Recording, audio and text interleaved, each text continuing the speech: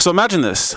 Butter knives don't look dangerous. They sit on the table like they belong, but if you press hard enough, they cut slowly, quietly, just like your ex-girlfriend did. No, but in my case, it was a group of them. They cut me slowly and quietly. The realization that it was over sort of came in waves. Unfortunately, most people today are cowards, and you kind of have to just figure things out. At least that's what I had to do. Text messages and phone calls all of a sudden just went unanswered. Things like betrayal and heartbreak don't come with instructions. You just gotta really figure this out. Need I remind you, Anthony Bourdain ended his life because his girl decided to leave him. Now, this is a man who had a dream job. The man got paid to travel the world and eat food from every walk of life. And I'm not saying this is how I felt by any stretch of the imagination, but what I am saying is this could happen to anyone. This kind of pain comes from the person you sleep next to every night, the best friend you hang out with every day. This person may even be the person watching this video right next to your left and right. In other words, it's impossible to be betrayed by your enemy because you already know where they stand. Personally, I can respect that. You know, there's nothing left to the imagination. Bear with me, quick recap. To put shortly, I had a group of friends who collectively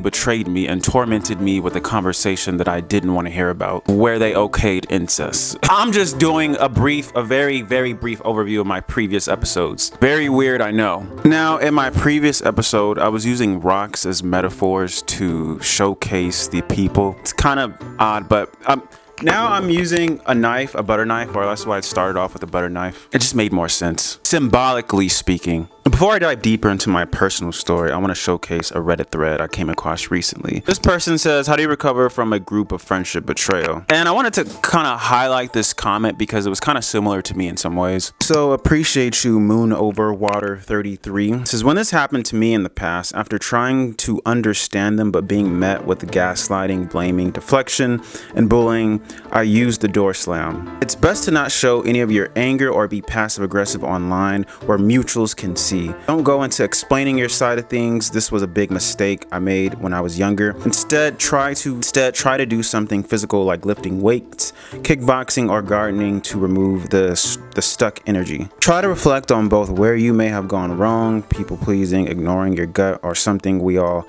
also engaged in, gossiping or immature behaviors, and identify which group dynamics they had that you will no longer entertain. Trust that you will meet better friends eventually and have more clarity with your standards. I want to emphasize on this reflect part, because I spent a lot of time reflecting, and I actually learned a lot during this process that I'll be sharing with you guys by the end of this, helping you guys out, giving you guys some lessons on how you can handle this. So I want to showcase that I want to involve more characters into the story than in my previous episode. In my previous episode, it was me, my best friend X, and then there was the Marissa Rock, and then the Javin Rock. But now I'm going to give you sort of a wider view, and I'm going to exclude myself as well as X in this particular scenario. So imagine a group of people, I want to say about 5 people who actually know each other because of you. So imagine you are the reason why this group of people know each other, and they collectively at some point disown you, which is insane to me because yeah, that really kind of was like, I was like, hold up, I'm the reason why you guys all know each other and you guys all collectively kicked me out of the group. Okay, like this is what happened to me. And around this time, I kind of felt like I was in a gray area because it was very odd for me. It was the first time in my life where I was kind of like to myself. I had to really be grounded within myself. This is very important information, by the way, because prior to that, I usually always had a collective of people or someone I could talk to or pretty much do whatever with whenever. My life has actually mostly been that prior to that moment. So it was a lesson learned for me for sure. Spent a lot of time to myself, really honing in on certain skills of my own. And what's trippy is how I even put the friend group together was initially, so remember how in the previous episode how I said me and the Javin Rock character, we put together a podcast called whatever podcast. It was actually Etc. It was called Etc. Podcast. I forgot what it's called because it's been so long ago. And to be completely honest with you, I don't care at all anymore. But I'm a creative and I'm making content, and I have grown a pretty solid audience on other platforms, but they're not the audiences I want. So I want to grow a community and actually a real audience here on YouTube. So I want to be very transparent with you guys and grow like a real community here. And I think at this point, you know, I have some life lessons, and so I want to share this with you guys. So that's where this is coming from.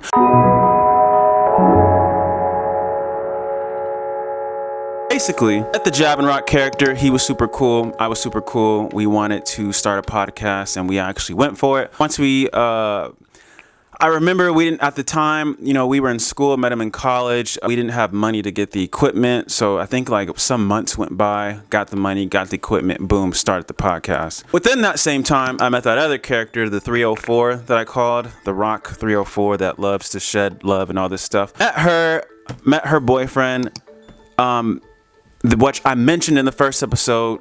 He goes by Jamal. I'm name dropping. I don't care. So that's already 3 characters. The Jab and Rock character, he had a brother named Jared.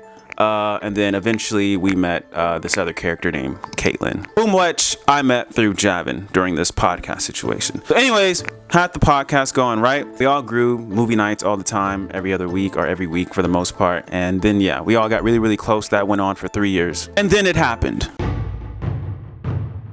I gotta be honest, when stuff like this happens, because this was the first time like this kind of happened, and even within my previous romantic relationship, it was another betrayal. So I was just met with betrayal after betrayal kind of thing. And I will say that I learned a lot from these things. I was more disappointed with myself than anything, because I felt like, you know, how could I allow such people into my life? You know, it's like I felt like an idiot. You know, and I'm gonna go deeper into my last relationship. I think I'm gonna do that on the next episode and explain exactly that, because you know the saying, you know, like, what is it? Fool me once, shame on me. Fool me once, shame on you. Fool me twice, shame on me. Like, I actually lived that out. But one of the major things I learned is to let go of people easy. You know, it should be easy for people to exit your life and hard for people to join your life. Hard for people to enter your life. Because I learned that there's just so much we can't control. The only thing that you can control is you. So you kind of just let people do their thing. And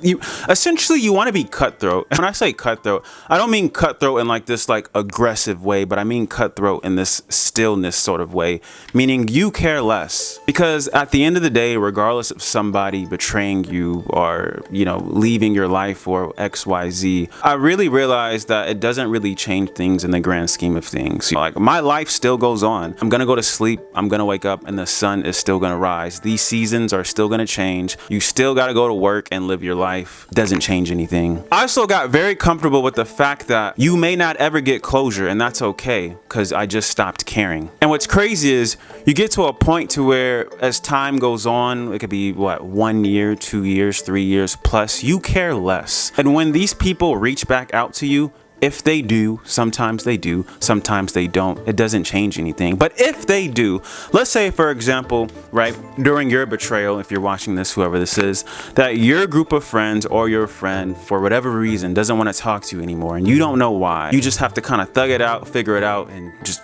try and get through the tunnel like how I did. If they do reach out to you, it's not about you, it's always about them. People are selfish these days. Most people are selfish, and it's probably because they feel like they messed up and they think that they could just have access to your life again so that they can feel whatever it is that they want to feel, because they know that they messed up. Because trust me, it's not about you. They're not reaching out to you saying, I'm so sorry, blah, blah, blah. And even if they did, like, by this point, if the time has passed, I'm pretty sure you don't care, and at least you should not care. You should have the attitude of not caring at all. It should be like this. I'm here to tell you right now, we don't care. Let me tell you. We don't care. Because remember, these people left your life for a reason, right? And they didn't respect you enough to tell you. So why would you want something like that back in your life? It just doesn't make any sense. One thing I've learned is that, especially with age and maturity, is that people have to have intention in your life, with the exception of like lifelong friends, childhood friends, and things like that. But I was just talking to a friend about this recently. One of my best friends, her dad had his 70th birthday party, and I met another friend that I hadn't seen in 10 years, and she came back from Arizona, and she was saying how she had recently linked up with a friend that she used to go to school with, but she was saying was pretty much an empty relationship. And she was like, at this point in my life, like, relationships need more substance. And I was like, yeah, that is so true. You should not have things that are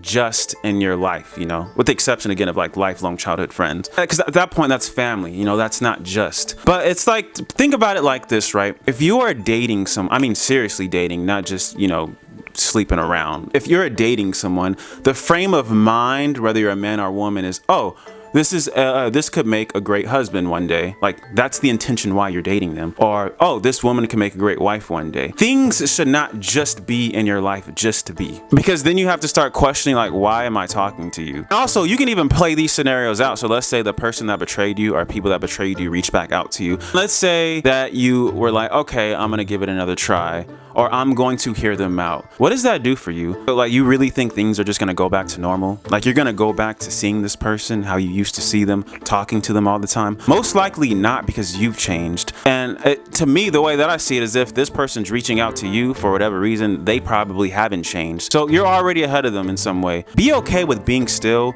and minding your business. I have learned through this process that when you keep to yourself and you are very intentional about who you give your time to, it actually makes you more magnetic. People start blowing up your phone, people start texting you, and honestly, they just look pathetic. And I remember that used to be me. I can say this from experience, especially with my ex that I'll get into, but it's like, you're spending all this time calling someone, texting them, and they don't answer. Why are you wasting your time? They're literally looking down at their phone, and they're like, probably just boosting their ego, to be honest with you. But it's like, don't waste, if you wanted to talk to someone, you would just answer the phone, you would just answer the text messages. It's not that difficult. So what do you think? How do you think they're doing you? That's why I want to go deeper into my past romantic relationship, and really, that's going to be a 2-part series too, by the way. That one has a lot of meat in it, if you will. That sounds kind of crazy, but yeah, it's going to be 2 parts because there's a lot to take from that, and I want to showcase that because I learned a lot from that as well. But if you got this far, thank you. Make sure to check out the next episode in this series. And if you've been enjoying this, leave a comment down below about maybe how you got betrayed by a group of people or somebody and how you got through it. I'd love to hear what you have to say about that. So till next time.